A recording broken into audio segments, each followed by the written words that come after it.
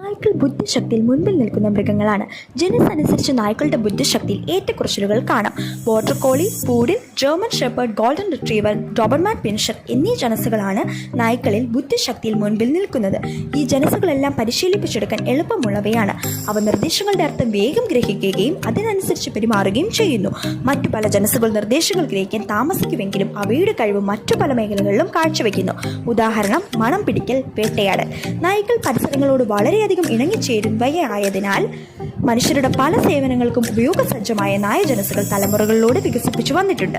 ഇന്ന് പല മേഖലകളിലും നായ്ക്കൾ ഒരു അവിഭാജ്യ ഘടകമാണ്. നിയമപരിപാലനം, രക്ഷാപ്രവർത്തനം, അവലാഞ്ചസ് റെസ്ക്യൂ, നായ കാവൽ, കന്നുകാലി മേയ്ക്കൽ, അന്തകർക്ക് വഴികാട്ടൽ തുടങ്ങിയവ അതിൽ ചിലത് മാത്രം. എന്നിരുന്നാലും സങ്കീർണമായ കാര്യങ്ങൾ നായ്ക്കൾക്ക് പഠിക്കാൻ കഴിയുകയില്ല. അതിനാൽ അന്ധരെ സഹായിക്കുന്ന നായ്ക്കൾ അപകടമായ സാഹചര്യങ്ങൾ ഒഴിവാക്കാൻ പ്രത്യേക പരിശീലനം നൽകുന്നു.